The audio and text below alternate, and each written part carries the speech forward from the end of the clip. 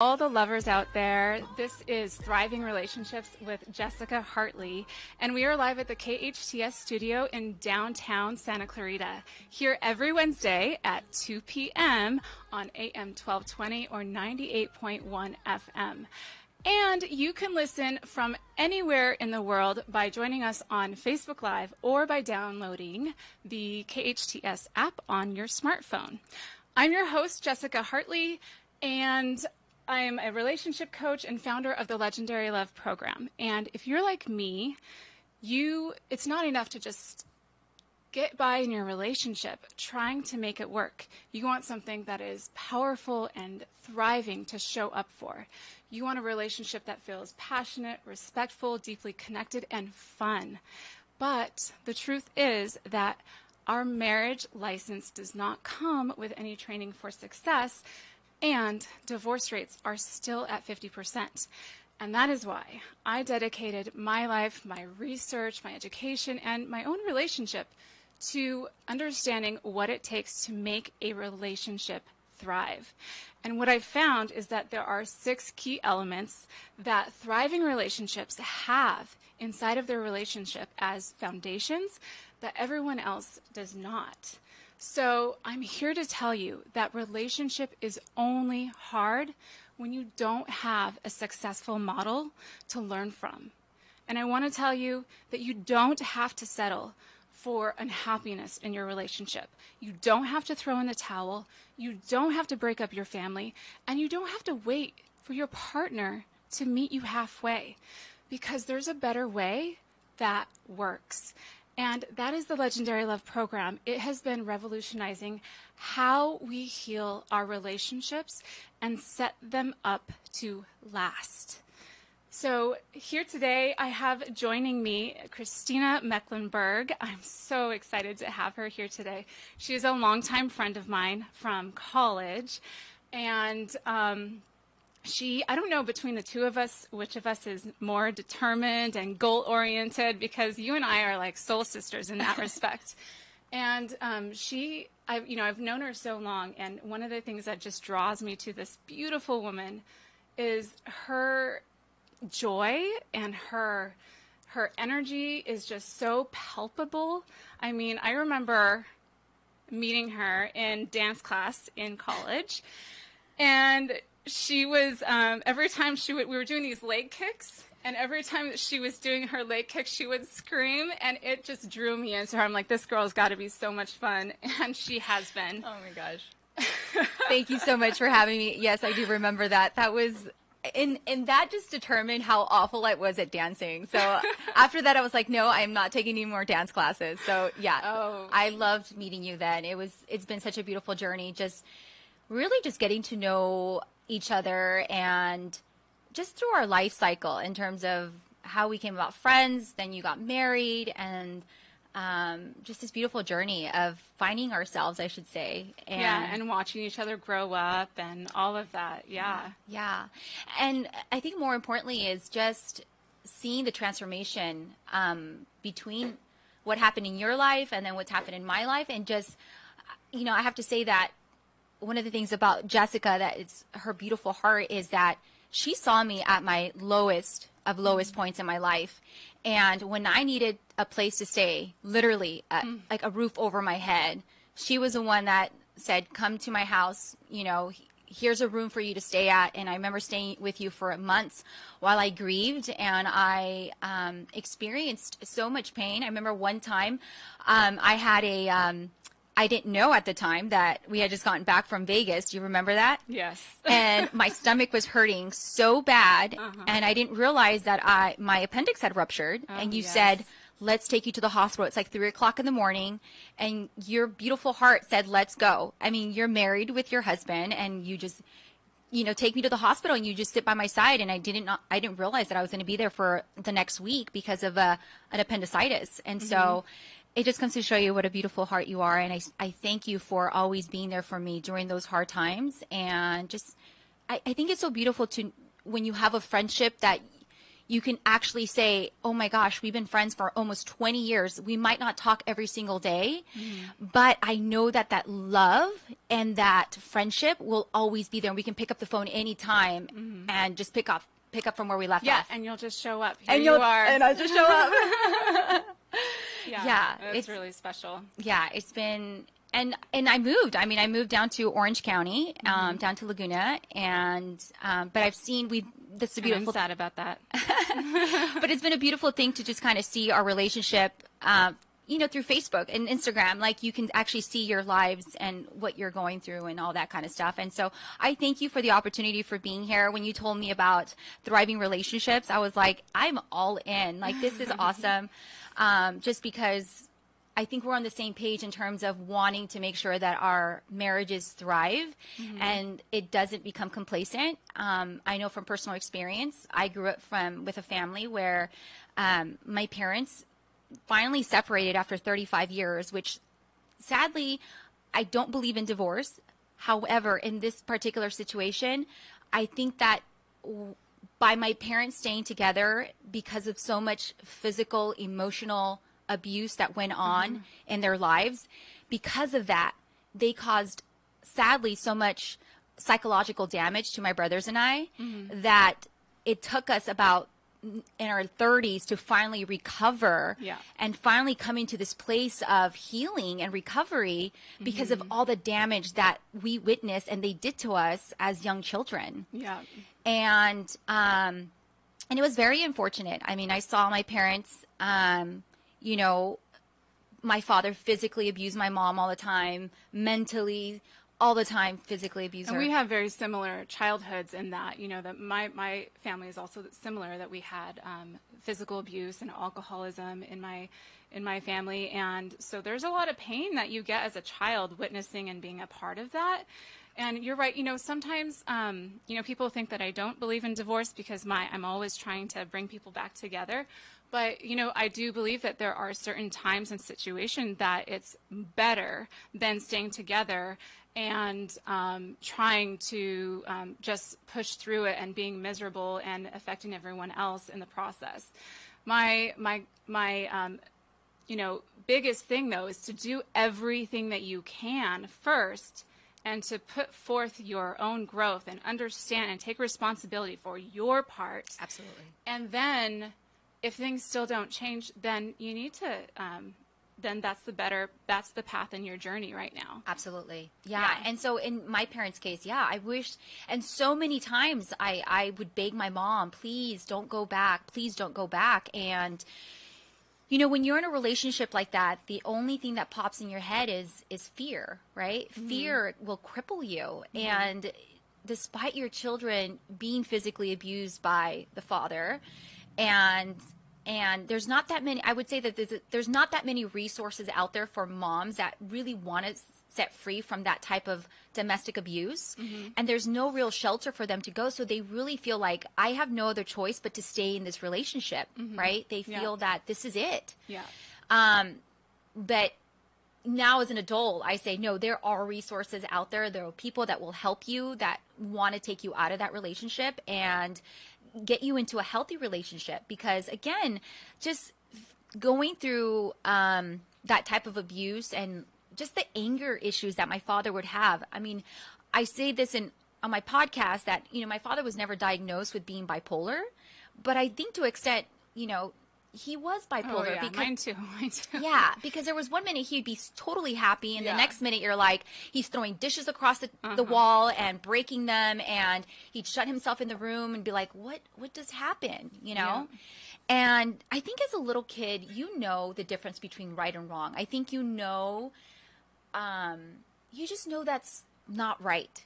And I know that, I left the house when I was about 11 years old. I actually called social services on my parents, believe it or not, because I could not deal with the physical abuse anymore. I mean, there was one point where he fractured my hand, and it was an awful experience. And I didn't want to go home. I was terrified of going home. And social services came in and they put us in foster care. And that was, in essence, the last time I lived with my parents was when we were 11 years old. And so I kind of went on this journey the next, I would say, 15 years of trying to just find myself, find my identity.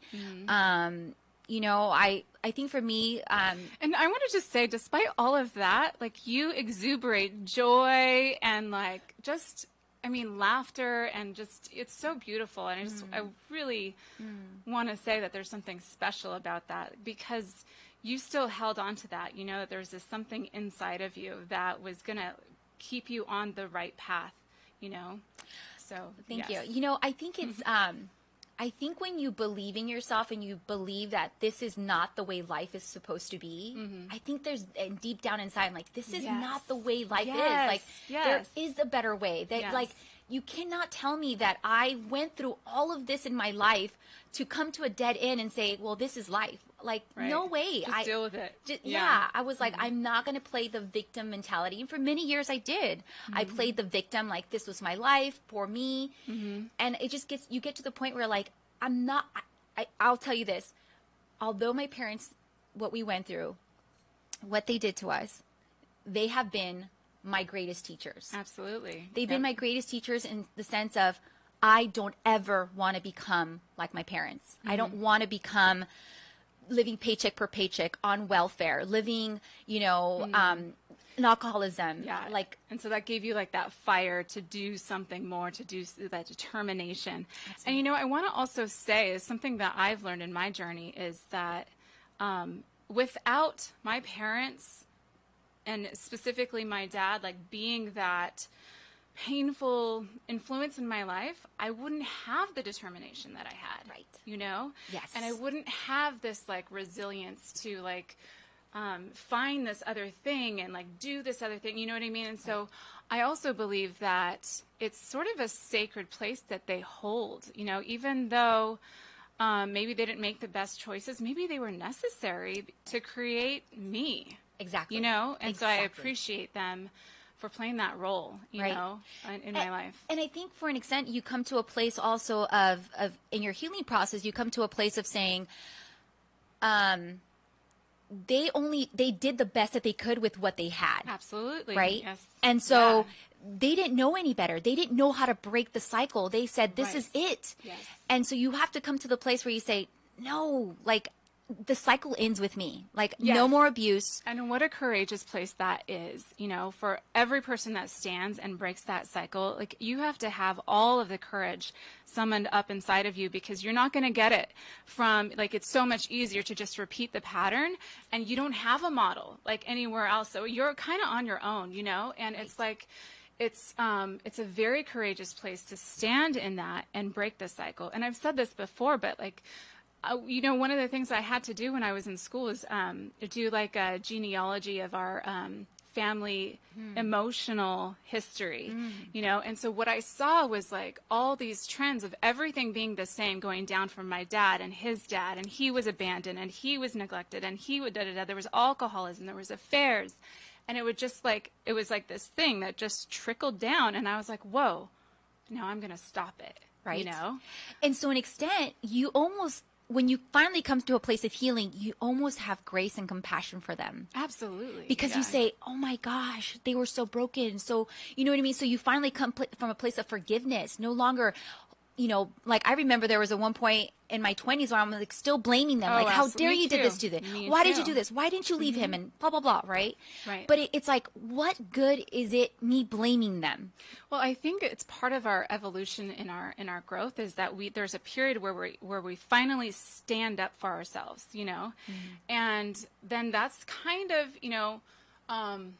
it tends to look like we start blaming and getting mad and rebelling, or, against the perpetrator that we perceive as the perpetrator, and then eventually we keep growing, and then we're like, oh, well, that was just like the natural reaction of me finally like stop playing the victim. Exactly. And then there's another level to go through too. Right. But so no, I totally agree. And sometimes with my parents is, again, finally after 35 years of being, married, and it wasn't because of my mom finally said enough, because even though there was many times she did, it was because I mean, I can't even count on both hands how many times there was infidelity on my dad's part, you know, and it was this last straw, this last time where my dad finally left her for, again, another woman.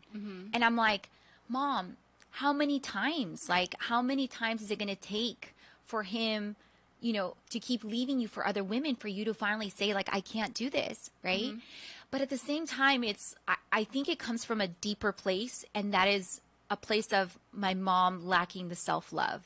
Because I believe that when you truly and genuinely love who you are, and honor who you are as a woman, and respect yourself, you would say no. And so, again, to an extent, you extend grace, and my mom is still searching for that love. And I think, in a sense, they're both still searching for that love amongst each other, and they can't seem to find it. But then it just, you know, you just get to the point where then you have to set boundaries for yourself as a woman, as a daughter, and for your marriage. And you say, you know what?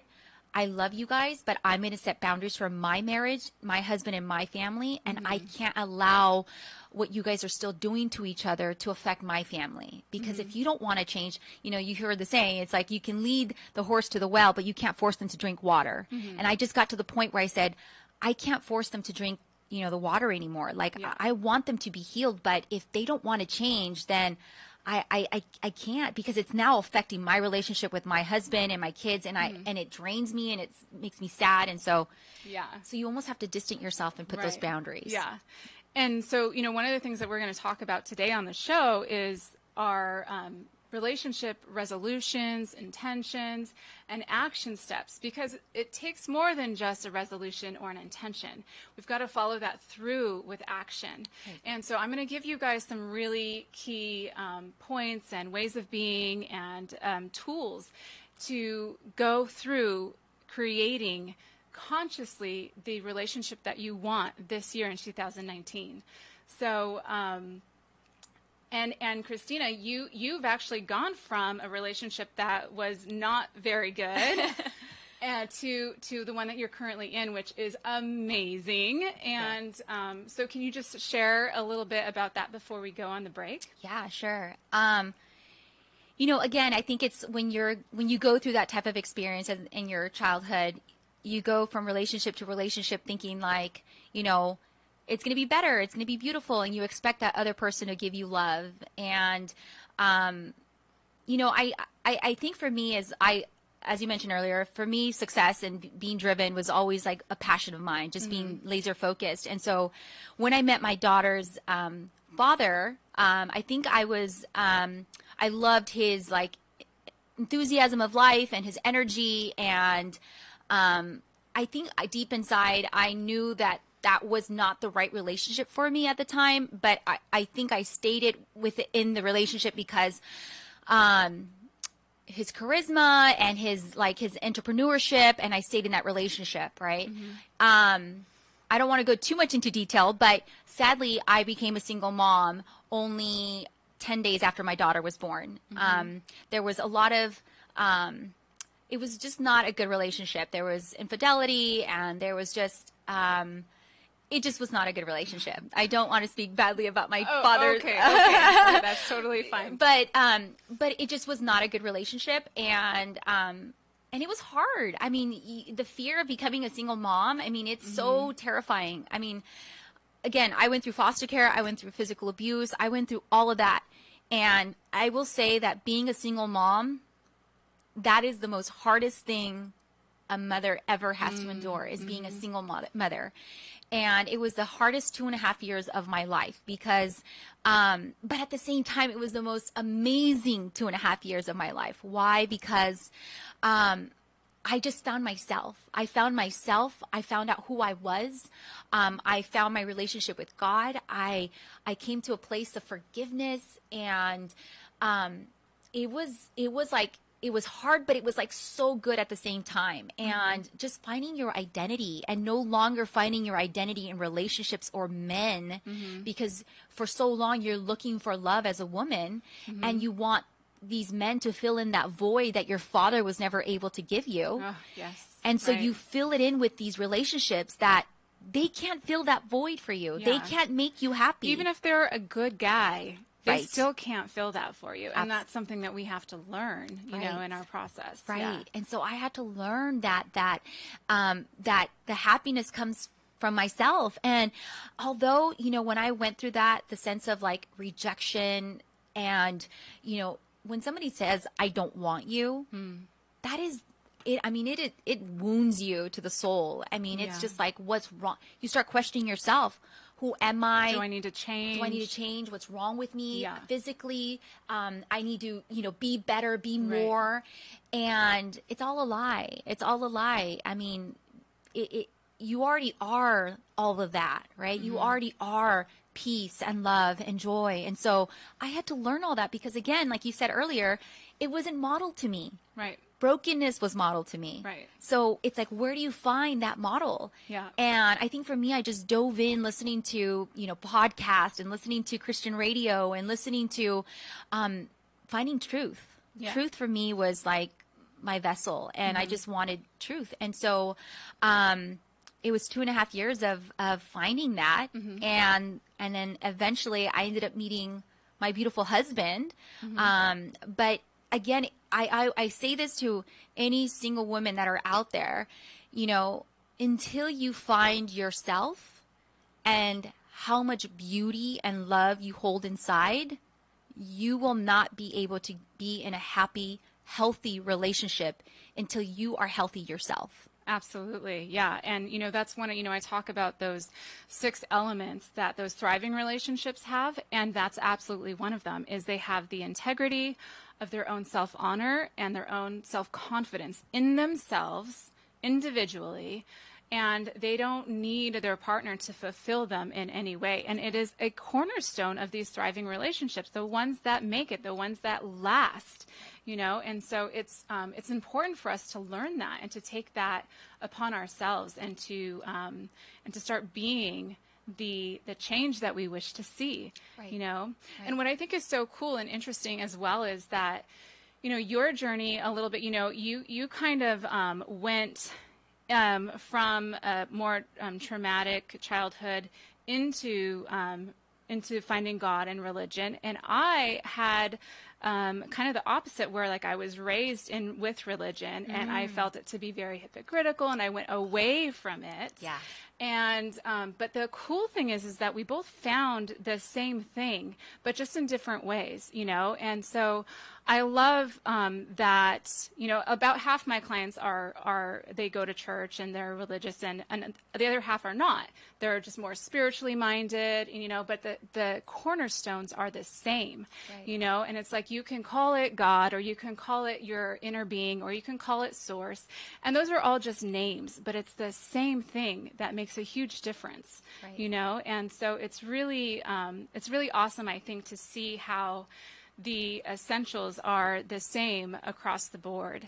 And you know, so one of those things that you mentioned though in your experience is learning to really own and have that integrity and that self-honor and that confidence,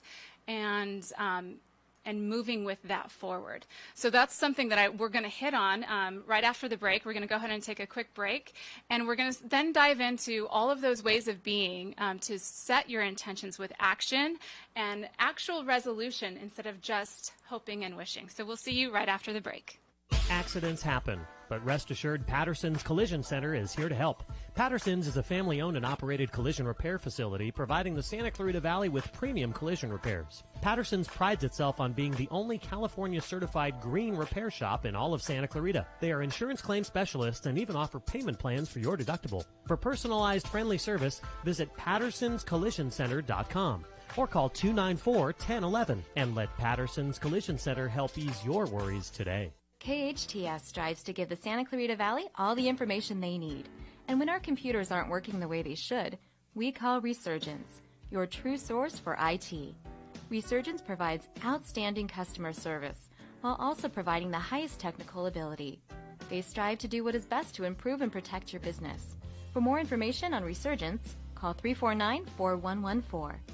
or go to resurgenceit.com. If you're in danger of losing your home to foreclosure, you need an expert. Hi, I'm Rich Sherman with Alta Realty. I've helped hundreds of Santa Clarita residents save their homes completely for free. I've got just over 20 years experience and a loan modification success rate of over 80%. I can negotiate better terms with your bank, and I can save your home from foreclosure. And again, we do this completely for free. So if you're in any danger, please call me today at 661-714-1400. That number again is 661-714-1400. I'm Rich Sherman with Alta Realty. I'll be happy to help you save your home for free. It's time for your special event. Kelly's Wedding Garden is your perfect spot. Kelly's has transformed weddings, anniversaries, company parties in the Santa Clarita Valley for decades. They have it all. Delicious food, a beautiful setting, plenty of room, and a team of professionals that can handle it all. Kelly's Wedding Garden just off the golf course in Friendly Valley. Weddings, bridal showers, bar mitzvahs, company parties, anniversaries, class reunions. Kelly's Wedding Garden is your Santa Clarita oasis for outstanding, memorable events. Discover how you can transform your event at kellysweddinggarden.com. That's kellysweddinggarden.com.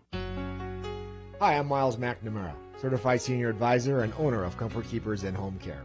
Our caregivers help you in your own home. A Comfort Keeper can provide companionship, meal preparation, medication monitoring, assistance with personal care, transportation to doctor appointments, all enhancing your independence and safety in the comfort and privacy of your own home.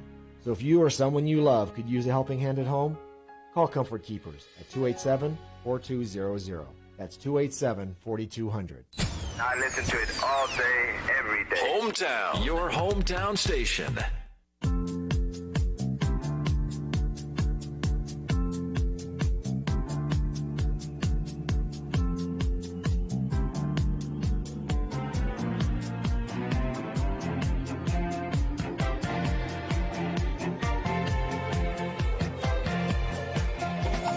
Okay, welcome back to Thriving Relationships with Jessica Hartley. I'm here with my guest, Christina Mecklenburg, who, by the way, is a wardrobe stylist and a podcast host of her own. And before we go into that, Christina, I mean, you've come from such a journey, and now you're in this incredible marriage, and you're doing incredible things. You're changing the lives of people all over the world with your wardrobes and the transformation that you do for them. Can you tell me a little bit about that real quick? Yeah, sure. So prior to this, I was always in retail. So I've been in retail for the last 20 years, but wardrobe transformation kind of just fell in my lap. I started styling clients, and it's been it'll be 5 years next month that I launched our image consulting firm, and we style men and women from head to toe. We go into their houses, we do closet audits, we purge stuff that they've had in their homes. Which you did for me once, by the way. I did. And we purge their closets, and then I go personal shopping for them and bring all those pieces back to their home, to the comfort of their home, and I style them again from head to toe. And it's really just a life transformation. I mean, it's really purging all of that stuff and stepping into a new self. Who you really are. Who you really are. Yes. And I say this, and I love what I do because, one of the things that I've noticed about, and this is the reason why I started my podcast and my program, was because I noticed that a lot of my clients came to the point where they were going through a divorce, or they just went through a divorce. They've gotten to the point where they let themselves go, and they say, I can't do this anymore. My spouse left me. I'm by myself. I've gained all this weight, or I've lost all this weight. I want to transform my life. Right. So they hire, personal life coaches. They hire stylists. And for me, it was this beautiful vulnerability on their end of sharing and exposing themselves of where they were and just getting them to the place of where they should be, right? And stepping into their greatness. And that was like the beautiful. Yeah, I mean, I think it's what you're providing for people is that path back to the self-honor, and to start saying like, okay, who am I? What's important to me? What kind of clothes do I even want to wear?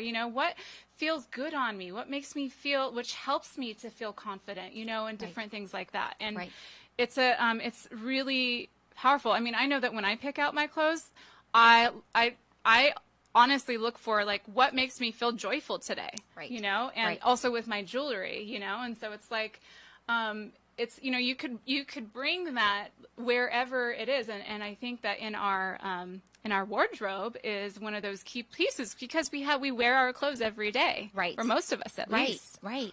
And I think it's this beautiful, again, this transformation of where you were before, and then you step into who you are. And oh my gosh, this confidence, and it just seeps through your relationships, through your, then you're finding love again, you're thriving in your job. It's like, it's a win-win for everyone. And I just love what wardrobe transformation does. Yeah. So yeah. And then, but part of the podcasting and why I started hosting my own show was because I can make you look beautiful from the exterior, but if your heart is not healed, doesn't believe it, it's still hurting. it's still, I can't mask you. Like the transformation has to start from within. Yeah. And so for me, it was changing that mindset, changing those habits that have kept you there. And so that's why I started, my show. Yeah. And so it's been an awesome, beautiful, it's been a beautiful experience. It really has. Yeah. And so, and when you say that, I used to be a personal trainer a while back. That's right. And that it's very similar because I would give people the exact routine that they needed to take. They were doing all of the exercise, they were eating all the right foods, but then things still weren't changing. And I realized in that journey that it was because of the mental self-talk and all of that, and the thoughts and all of that was bogging them down and keeping that stress hormone and the cortisol running through their body. Right. And you can't lose weight if you don't have, the positive and the internal changes at the same time. You can try all you want on the exterior. Exactly. But it really is the interior that counts. And that's what really led me into, pursuing the psychology route. Right. But where can people find you if they want to get your information? Yeah, they can go to wardrobetransformation.com, or they can go to ChristinaMecklenburg.com, and you can go on iTunes, Stitcher. Also find you on Facebook. It's all under ChristinaMecklenburg.com. You can listen to our podcast. Just enter Christina Mecklenburg, and you can just download some of our shows. Every Monday we upload a new show. So yeah. Okay. Beautiful. Awesome. Yeah. Okay, so let's get right into it. So we're highlighting specifically the integrity of your confidence and your self-love and bringing that forward. So before we go into that, I want to ask you guys, what do you want for your relationship this year? What is important for you to create? It is important for you to first start by writing that down. Write it down, put it on a piece of paper. You could say, one of the things that I often ask my clients is, what 3 things would make you feel absolutely amazing about your relationship? And we come up with them together, and we write those down, and those are our intentions for the year. And when we're picking these, it's important not to be safe about it, but to actually go a little bit bold. Something that seems a little bit slightly out of reach. It's like that saying that if you reach for the stars, you'll land in the clouds, instead of reaching for the cloud and then you never get off the ground, Yeah. So it's important to, go bold with that. So take the time to first start by asking and writing it down. And some people ask by prayer or by meditation, and they say, God, please give me this for my relationship. This is what my heart wants. You have anything to add on that? Yeah, one of the things that my husband and I started doing our intentional goal setting about, I would say this is about our 8th year doing it. Okay, wait, that's for the last bit. Sorry. Okay. Okay. But about just prayer or anything like that? I think I think you said it. I think the word is intentional, just really being intentional with just your goal setting, your marriage, your relationships with your children. I think that's just like the magic word, because not all of us want to be intentional, right? Sometimes we get in this place if we don't pay attention. We get complacent. We get in this rut. And take things for granted. Right. And so it's almost having those intentionality. And for me, like you said, meditation, I set those alarm clocks on my cell phone, because believe me, if I don't set those alarm clocks, I'll forget. I pick up the kids from school, and then I'm like, it's just crazy. I have to make dinner. You know how it is. Mm-hmm. And so if I'm not intentional with my thoughts and having those alarm clocks, just small little alarm clocks, just say meditation before you pick up the kids. Mm-hmm. Like, it's just a minute to 2 minutes, just breathing. And, and then it just helps you to, again, be intentional with the rest of your day. Right? Yeah. So one of the things that I do, though, that is pretty cool, and if you know me, then you've been to my house, and you'll see that all over my house I have like things written everywhere. Yeah. You know, I have quotes like on the walls. If you go into my bathroom, there's probably a quote or some intentions right on my bathroom mirror. Yep. And I that's know me. that you do the same thing, right? Yeah. And I just like, my husband jokes around. He's like, the first time I put it, like there were these stickers and stuff, and he joked around. He's like, "Whoa, I feel like I walked into a Hallmark card." But it's so powerful because we to surround yourself with that which you want to create. And by thought, by seeing it, by action, by, you know, revisiting what those goals are for your life. And I think people are scared to do that and put it down because they go, well, what if it doesn't happen? Right. You know, then I fail. Then I'm a failure, you know, and it's not that at all. The only way for you to move forward is to start walking in that direction. And it means that you might not land there like next month, next 6 months, or even this year, but you're going to be having progress. Right. And that's the point, you know? And so then you just keep going with that progress, and then you take it into the next year and the next year.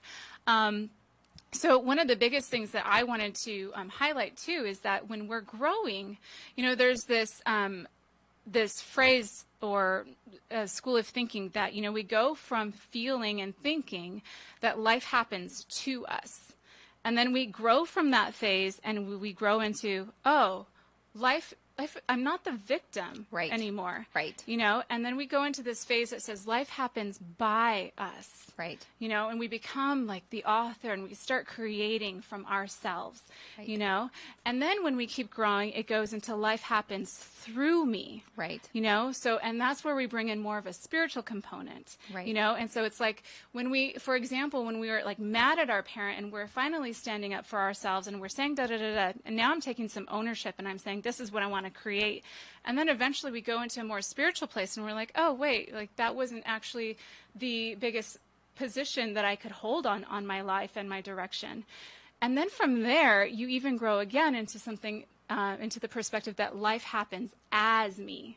Right. And so it's like a co-creation with spirit, with force, with the life force that we all are, you know? So, yes. So that's important to note too, is that there's this journey. So once we start moving from that, we go into this life happens by me. And so wherever you're at, there's definitely, you know, always we keep the ownership of creating our experience in our life. And so set those goals. And then the second thing I want you to do is to start being the model. Stop waiting for life to work out for you. Right. You start stepping forward with being the model. So you think about, who would I be if I had this thriving relationship? Right. And then you start acting in those ways. You know, what would I do? So if you're in a relationship right now and you want it to change, what would you do if you felt all completely loved by your spouse? Would you go an extra mile and make them coffee in the morning? You know, would you kiss every night before bed? You know, what are these things? And then you just start doing that. Stop waiting for something else to come in. You have to be the catalyst that starts doing these actions. So take some time to consider, what would my life look like if it was already there? Right. I love that. I love that. And you know what? One of the things that my daughters and I like to do in the morning when we're driving to school is I give them 3 options. Okay, we're going to pray this morning. What do you guys want to do? You want to pray? Do you want to say 10 things we're thankful for, or do you want to do affirmations? Mm-hmm. And there's the 3 of them are in the car, right? So they're like, affirmations, right? And awesome. my middle child loves doing affirmations. And it's them saying, I am, and that's how we start off. I am, and they finish the sentence, bold. I am confident. I am loving. And I just love hearing them say these things out loud. And our rule is you can't just whisper it. You have to yell it. You know, with confidence. Like, yes. I'm sorry, I didn't hear you. What did you say? And she's like, you know, I am confident. And I love them saying that. That is so awesome. And so I love doing these affirmations with them because it really is speaking of who they are, right? Mm-hmm. And I started implementing this because, again, it wasn't modeled at my home. Yeah. And so I said, how can we change this? You know, and I want to add that one of the things that was a pivotal point in my marriage with my husband was 6 months into being married. I remember those first 6 months, I remember my husband saying, who are you? Where's my wife? And you are not who I married. And I was like, what? What do you mean, right? And it was because a lot of old fears creeped into our marriage of what had happened. Those fears of, is my husband going to leave me? Like, or is my husband going to cheat on me like my father or my daughter's father? You know, is he going to, it's too good to be true. He's going to leave me. He's going to think I'm crazy, or all these fears. And it was, I was literally sabotaging our marriage. And I remember one time, I kept using divorce like it was nothing. And I remember my husband saying, my husband never cries. Okay. He never cries, but he actually started crying, like, not like just, you know, not like full on crying, but he was like, every time you say, I want to get a divorce, you are literally throwing the vows that I committed to you in front of my family down the drain. And it kills me when you say that. And I was like, I mean, it hit me like a ton of bricks. Like, I was like, oh my gosh. Like, I didn't realize how much damage I was doing to our marriage and to him and to myself. And that's when I made a commitment. I said, no, we're in this for good. Right. And so and I remember 6 months after being married, I remember I took this, like, it was like a women's retreat that I did. It was called the Home Mentoring Experience. And they talked about how our job as wives is to really maintain the peace and love in our home. We are like the gatekeepers, kind of like the old days back in the day when the gatekeeper would sit on his top of his castle waiting for the enemy to come. You know, if the enemy comes and approaches your castle, you yell out to the kingdom, the enemy's coming, right? Because what's the enemy going to do? Try to destroy the peace and love in the home. And so in essence, what we are as wives and mothers is we are the gatekeepers to our home, making sure that there's no enemy coming to attack our kingdom and ensuring that we maintain the peace and love in our home. And so I started implementing this because my husband didn't want to come home to a nagging wife, to somebody that was complaining and, you know, yelling. And so I needed to be intentional with how I maintain that peace and love in our home. And it really started with me as the gatekeeper, and what a drastic change it did to our marriage and to our home. Yeah, and, you know, that's one of the things that I teach too, is that, you know, that we have this balance that we have to address, where there's a masculine and there's a feminine in this relationship. And the ideal is to bring both of them into balance, you know. So if you're masculine, whether you're male or female, you know, to bring it into the more balance. And the same with, like, if you're more feminine, you bring it into the more masculine. And one of the things that the feminine brings in is this natural capacity to nurture, to grow. Like, there's something about women that are a little bit more inclined to address our emotions and to use it for our growth. And, you know, there are all these other qualities that men bring in as well. And it's important for all of us to really use our gifts that we have to nurture the relationship, to help it, and to use that role, you know, in nurturing the family and helping the family to grow as the feminine in the family, you know. So, all right, so we're going to have to go ahead and take another short little break, and when we get back, we'll continue our conversation, and we'll go from there. So, this is Thriving Relationships, and we'll see you after the break. Daily Imprints is the premier one-stop shop for custom embroidery, screen printing, and promotional products in the Santa Clarita Valley. Owners Joe and Dana have provided KHTS with quality embroidered company shirts for over 3 years. If it's new business cards or promotional products you need to enhance your image, Daily Imprints is the choice for you. Located on Lyons Avenue, stop by or call today, 661-678-0508. Mission Valley Bank is a commercial bank in the Santa Clarita Valley that really puts the community into community banking. At Mission Valley Bank, we strive to be a trusted advisor to our clients, and that means being an integral part of the communities we serve. We started the Give Where You Live program to help bring awareness to our nonprofit partners. We're more than just a local business bank. In fact, we're a full-service, independent commercial bank that is locally owned, community-minded, and relationship-driven. I'm Tamara Gurney, President and CEO of Mission Valley Bank, and I invite you to experience the Mission Valley Bank difference, where your success is our mission. We want to be your most valued bank. Mission Valley Bank has been named Most Trusted Advisor Business Banker by the San Fernando Valley Business Journal 5 years in a row and received the Business Leadership Award by the Santa Clarita Valley Chamber of Commerce, Valley Industry Association, and SCV Economic Development Corporation. Visit them at their Center Point branch location or at missionvalleybank.com. Member FDIC. La Esmeralda is home to truly authentic Mexican food. This family-owned restaurant prides itself on its fresh-to-order menu. Even the tortillas are made in-house. If you have a taste for sizzling fajitas, flautas, or menudo, you have to try La Esmeralda's Mexican and Seafood Restaurant. Dine in or order out for the most authentic Mexican food Santa Clarita has to offer. Their Taco Tuesdays, it'll turn you into a regular. La Esmeralda on Bouquet at Haskell.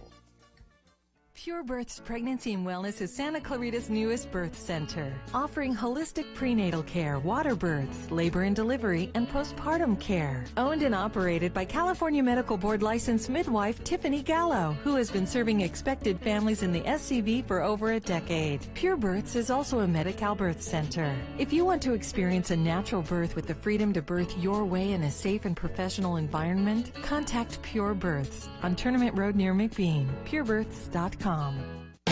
Hey there, it's Tori with your hometown station weather. Sunny and windy today with a high of 60 degrees. Clear tonight, but chilly with a low of 38. Sunny and 65 both Thursday and Friday. For anything and everything Santa Clarita Valley related, go to hometownstation.com or find us on social media, Facebook, Twitter, and Instagram at KHTS Radio. Your hometown station.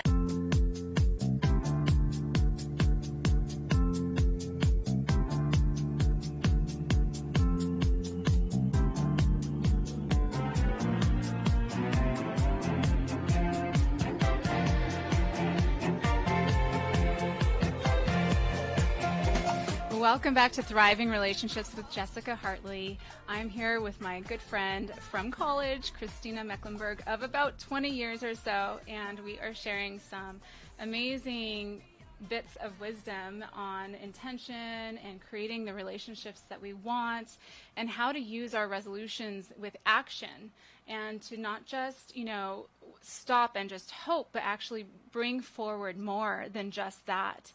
So just in review, we talked about writing it down. We talked about starting to take on the level of growth of creating our own experience rather than being the victim. And part of being the victim that we need to sort of realize in order to step out of that is to identify when we say, I'm upset because, and then we start trying to blame, that's when we're playing the victim, and so we have to stop buying into that and start taking ownership for the experience that we're having and the experience of our relationship that we're creating. Right.